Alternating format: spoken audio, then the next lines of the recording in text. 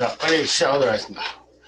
오늘 저스트 10미닛 밸런스 위드인 계열, 유산균 프로바이오틱스 계열, 밸런스 위드인, 그다음 뉴트리키즈 이뮤니티 플러스, 밸런스 위드인 이뮤니티, 이렇게 이제 제품들이 있고, 좀 있으면 이제 여성 전용, 여성용 밸런스 위드인 이뮤니티가 나올 거예요. 출시가 될 예정인데, 자, 이게 휴먼 바디 시스템인데, 우리 몸은 신경계, 왼쪽부터 혈관계죠. 혈관계, 신경계, 오른쪽에 호흡계, 그 다음에 이제 소화계통, 그다음 골격근, 이제 뼈, 그 다음에 근육, 이렇게 이제 쭉 나눠져서 있는데, 우리 몸을 어떤 리더님이 한마디로 표현한 말이 있었어요. 그게 뭐냐면 이 말이에요. 먹고 싸고 남은 것이 우리 몸이다. 그죠? 먹고 그 다음에 배출하고 남은 게 우리 몸을 결국엔 구성하게 돼 있죠. 그래서 예전에는 처음 건강에 대해서 이야기를 할 때 먹는 게 굉장히 중요했어요. 그렇죠? 지금도 당연히 먹는 게 중요하죠. 뉴트리라이트를 통해서 좋은 영양소, 그 다음에 이스프링을 통해서 좋은 물을 먹는 것도 되게 중요한데, 근데 시간이 갈수록 이게 싸는 거, 배출을 하는 거, 그러니까 남은 게 우리 몸이잖아요. 그러니까 뭘 먹고 뭘 배출을 하는가도 굉장히 중요한 거죠. 그러니까 이 선택, 뭘 남길 것인가, 뭘 버릴 것인가, 이 선택이 정말로 중요한 거죠. 그렇죠. 먹는 것만으로 좋은 걸 아무리 많이 먹어도 그게 우리 몸에 안 나오면 안 되는 거죠. 그리고 나쁜 게 들어오면 빨리 배출시켜야 되는 거고. 이게 이제 진짜 중요한 건데, 이게 어디서 이루어지냐면 장에서 이루어지죠. 그래서 음식물은 소장에 들어와야지 소장에서 이제 우리 몸에 흡수가 된다고 볼 수 있는 거예요. 모든 게 이제 장에서 흡수가 되죠. 위에서는 주로 분해를 하는 소화 작용하고, 흡수는 전부 다 대부분 다 장에서 이루어진다.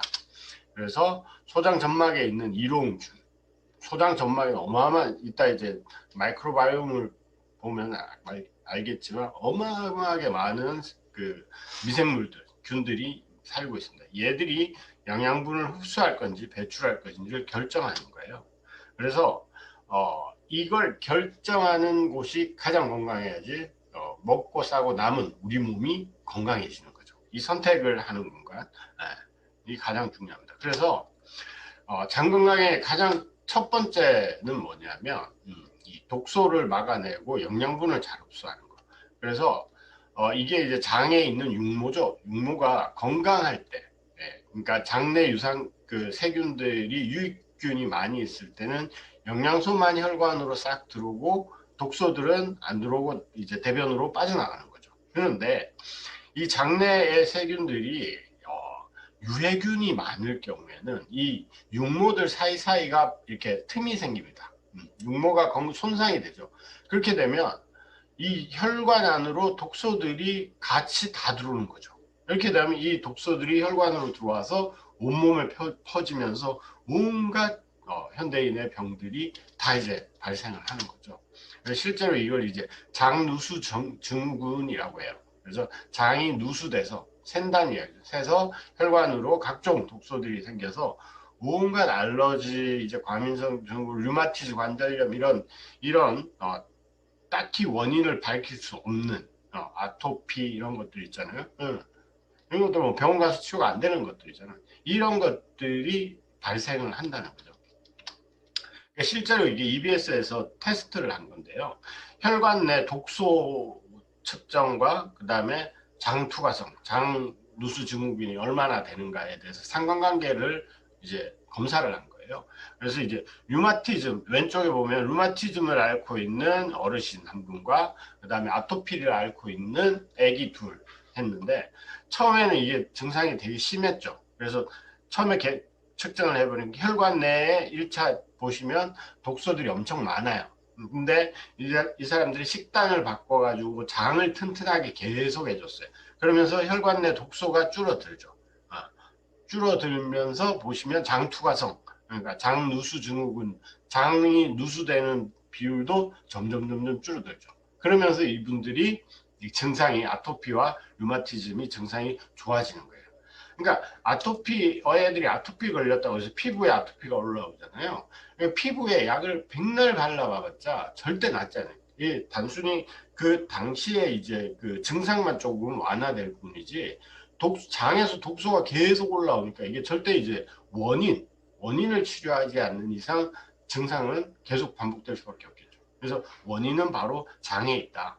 그래서 장을 튼튼하게 해야지 독소를 막고 영양소만 몸에 공급해 줄 수 있다. 그래서 장이 중요하다. 이게 가장 최근 현대 1차적인 첫 번째의 장 건강이 중요한 원인이었습니다. 그래서 장내 유익균과 유해균이 많은데 이 유익균들을 활성화시키는 게 프로바이오틱스다. 그래서 이제 유산균을 많이 먹어야 된다. 이렇게 이제 이야기를 했었는데, 근데 최근에 한 2, 3년 전부터 이 단순히 유익균 프로바이오틱스가 아니라 진짜 중요한 게 뭐냐? 우리 온몸에 있는 미생물들이 정말 중요하다. 그래서 아까는 사람 몸이 뭐 뼈와 호흡계와 뭐 골격근, 신경계 뭐 이런 걸로 이루어진다고 이야기를 했었는데, 최근에 와서는 우리 몸과 건강은 미생물에 의해 좌우되고 있다. 미생물에 의해 우리 몸은 건강하냐 안 하냐가 나뉜다. 이렇게 이제 많이 보고 있습니다. 그게 뭐냐면 마이크로바이옴이에요. 마이크로바이옴은 앞에 있는 마이크로비타가 뭐냐면 미생물을 이야기하는 거고, 게놈은 뭐죠? 유전자 정보를 게놈이라고 하죠. 그러니까 우리 몸에 있는 어마어마하게 많은 수의 이 미생물들의 유전자 정보의 총집합, 그걸 마이크로바이옴 이렇게 표현을 하고 있습니다. 그래서 최근에는 정말 이 프로바이오틱스뿐만 아니라 마이크로바이옴이 우리 건강에 미치는 영향이 어마어마하게 중요해졌다. 왜 그러냐면 보시면 우리 몸의 장내 미생물의 무게가 1에서 1kg, 보통 요즘 1kg 정도 된다고 그래요. 우리 몸에 1kg 정도 되는 미생물이 살고 있어요. 네, 몸무게 1kg가. 그 다음에 이 미생물의 95%가 다 전부 다 장에 있죠. 물론 뭐 눈이나 코, 입, 손, 뭐 이런 점막이나 피부, 뭐 온갖 기관에도 다 들어있고요. 장의 표현적도 엄청 넓고, 그래서 그리고 또한 이제 장에 존재하는 면역 세포가 몸의 전체 면역의 70%가 장에 존재해요. 왜냐하면 장에 독소들이 제일 많이 들어오겠죠. 먹는 걸로 우리 몸에 가장 많은 유해균이 들어오기 때문에 이게 되게 놀랍죠. 미생물의 이 마이크로바이옴의 미생물의 숫자하고 우리 몸의 세포 수가 무려 미생물의 숫자가 10배나 더 많아요. 어마어마하게 많죠. 그러니까 세포보다 어마어마하게 작은 미생물들이 잔뜩 있다는 거죠. 그래서 이 미생물들이 각종 이 음식물이나 독소와 화학 반응을 막 일으키면서 우리 세포에 영향을 주게 돼 있어요. 그래서 이걸 보시면 굉장히 지금 아까 말씀드린 대로 휴먼셀, 인간 세포와 마이크로바이옴을 비교한 건데, 방금 말씀드린 대로 세포가 한 개라면 마이크로바이옴이 10배가 더 있는, 세포 수보다 10배가 더 많아요. 그래서 마이크로바이옴의 숫자를, 이 미생물의 숫자를 약 1조 개 정도로 보고 있는데, 이거는 요즘 연구가 계속되고 있어서 연구하는 발표마다 다 달라요. 10조가 된다는 이야기도 있고 100조개가 된다는 이야기도 있고, 숫자는 많이 다른데 최소한 1조 개 이상은 되는 걸로 제가 계속 이제 보고 있고요. 그 다음에 게놈 넘버, 이게 또 되게 재밌죠. 왜냐면 1대 100이에요. 즉 게놈 유전자의 숫자도 인간의 그 유전자 숫자가 1이라면 이 마이크로바이옴 전체의 유전자를 다 합친 게 한 100배 정도가 되고, 뿐만 아니라 여기 보시면 더 중요한 게 뭐냐면 마이크로바이옴 릴레이티드 디시즈, 그러니까 마이크로바이옴과 관련 있는 질병이 인간의 질병 중에 90%가 된다는 거죠. 그러니까 마이크로바이옴이 어떤 역할을 하느냐에 따라서 질병이 일어나는 게, 질병과의 상관관계가 90%. 그러니까 좋은 마이크로바이옴을 가지고 있으면 질병을 안 걸리는데 90%의 걸릴 확률이 줄어들겠죠. 그렇게 보시면 될 것 같고요. 그 다음에 이게 이제 가장 중요한 포인트입니다. 맨 밑에 있는 거. variation between people 해가지고 자, 인간의 이 유전 정보, 인간의 유전 정보가 다른, 그러니까 저와 다른 사람의 유전 정보는 약 0.1% 정도밖에 다르지 않은 거예요. 그러니까 거의 유전 정보 똑같은데 거기서 조금 염기 서열이 바뀌면서 이제 다른 사람이 되는 거죠. 근데 이 다른 사람이 되느냐에 따라서 그 유전병이나 뭐 이런 게 이제 쭉 막 생기는 거잖아요. 근데 이 마이크로바이옴의 성분이 내 안에 있는 마이크로바이옴과 다른 사람의 마이크로바이옴이 성분이 다를 확률은 10에서 20%의 차이가 나는 거죠. 그러니까 실제로 우리 몸의 건강과 질병은 유전보다도 마이크로바이옴에 의해서 훨씬 더 많이 결정이 된다고 볼 수가 있죠. 결정적 요인이, 유전적 요인이 그렇게 건강이나 질병에 크게 영향을 못 끼치고 오히려 마이크로바이옴에 의한 건강이나 유전 그 질병에 미치는 영향이 훨씬 더 크다. 그렇기 때문에 유전보다 내가 어떻게 태어났냐보다 내 몸에 있는 마이크로바이옴이 얼마나 건강하냐 안 건강하냐, 이게 나의 건강과 질병에 미치는 영향이 훨씬 더 크다, 이렇게 보시면 될 것 같고요. 그래서 어떻게 이야기하냐면, 근데 이 마이크로바이옴은 우리 유전자 형질 DNA는 한 번 태어나면 절대 안 바뀌죠. 그렇죠. 내 유전자 정보는 안 바뀌는데, 마이크로바이옴은 내가 뭘 먹고 뭘 마시고 어떤 공기에 노출되고 어떤 환경에 있냐에 따라 매일매일 바뀌는 거죠. 그렇죠. 미생물, 내가 먹는 거에 따라서 미생물이 반응하는 게 계속 바뀔 거 아니에요.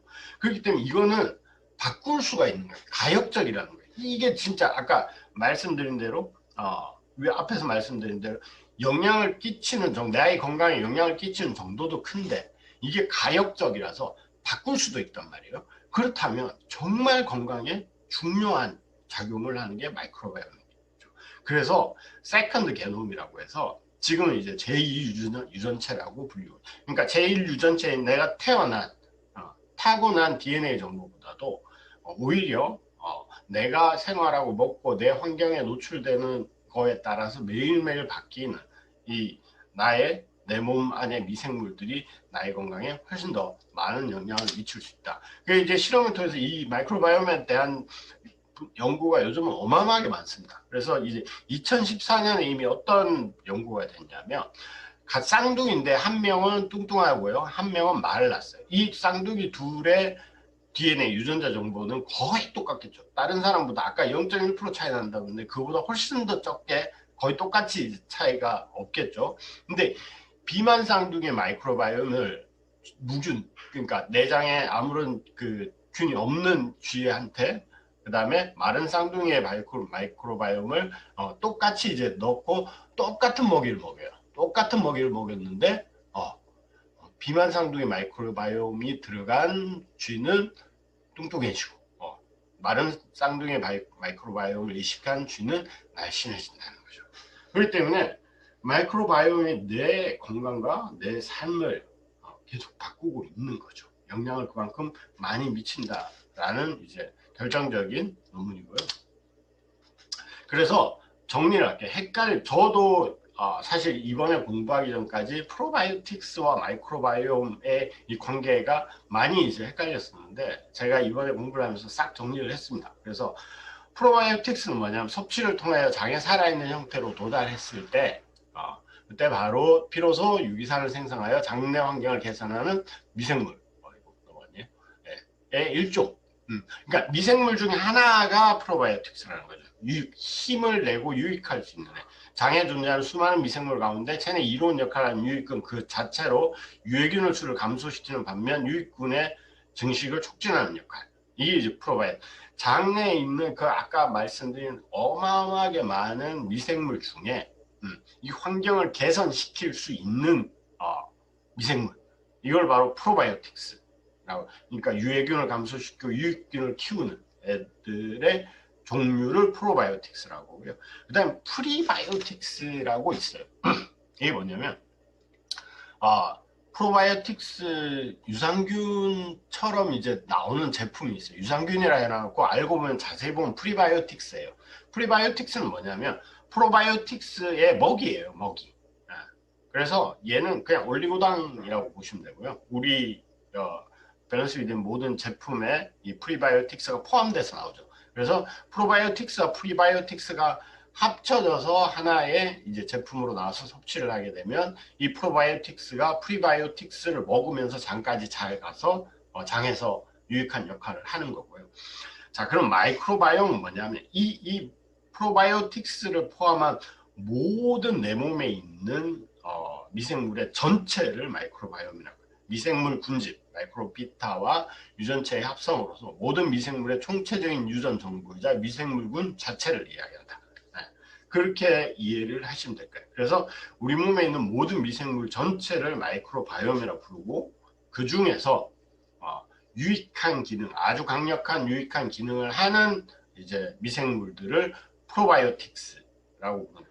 그러니까 뭐냐면 이게 우리 몸의 미생물 전체가 뭐 이렇게 있다면 이 뭐 전체가 국민의 역할을 한다면 프로바이오틱스는 뭐 군이나 경찰, 소방관 이런 역할을 하는 아주 특수한 훈련을 받은 능력을 갖춘 미생물 이렇게 보시면 돼요. 그래서 이 몸의 질서와 균형을 잡아주고 건강하게 해주는 역할을 하는 게 바로 프로바이오틱스다. 이렇게 생각을 하시면 되고요. 자, 말씀드린 대로 마이크로바이옴이 엄청 내 건강에 중요한 역할을 하게 됐죠. 그래서 어떤 게 생겼냐면 이런 게 생겼어요. 미국에 뭐가 있냐면 오픈 바이옴이라고 해가지고 이게 뭔지 아세요? 그 예전에 정자은행 많이 들어보셨죠? 정자를 보관해가지고 임신을 원하는 여성에게 정자를 이제 제공하는 이 오픈 바이옴은 뭐냐면 대변은행이에요. 건강한 대변을 건조시켜서 보관했다가 그 환자나 이 병원에서 치료가 불가능한 사람들의 장으로 대변을 넣어주는, 즉 마이크로바이옴, 건강한 마이크로바이옴을 보관했다가 넣어주는 역할이에요. 그래서 밑에 이제 요건 이제 구글 번역기로 돌린 건데 밑에 내리면 나오는 우리는 비영리 대변은행입니다. 대변이식에 대한 안전 접근하기 연구를 촉진하는 바이옴. 그래서 미국에 굉장히 많아요. 우리나라에도 그 성모성심병원에 이게 생겼습니다. 생겨가지고 건강한 대변을 보관하고 이거 되게 어려운 그 뭐지 대변 기능 그 뭐죠 기부를 하는 게 굉장히 어려워요. 보시면 뭐 하는 일 뭐 이런 게 나와 있는데 대변 기증자가 되십시오라고 나와 있죠. 대변 기증을 하려면 엄청 까다로운 테스트와 조건을 거쳐서 기증을 할 수 있어요. 그만큼 이제는 마이크로바이옴이 그 현대의학으로 고치지 못하는 질병이나 개선시키지 못하는 병들을 개선시킬 수 있는 역할들을 하고, 그렇기 때문에 이 건강한 마이크로바이옴을 유지하고 키우는 일, 이게 지금 현대인의 건강을 지키는데 굉장히 중요한 역할을 한다. 이 중요한 역할을 하는데 필요한 게 프로바이오틱스고 면역력이고, 그래서 오늘은 요까지 장건강과 프로바이오틱스, 마이크로바이옴까지 이제 개념을 이해하고 우리가 왜 필요한지를 이해한 거고요. 내일은 여기에 맞는 아까 처음 보셨던 제품들, 아메이 뉴트리아이트에서 나오는 제품들에 대한 분석을 하도록 하겠습니다. 자, 오늘은 여기까지 저스트 10미닛 마치도록 하겠습니다. 감사합니다.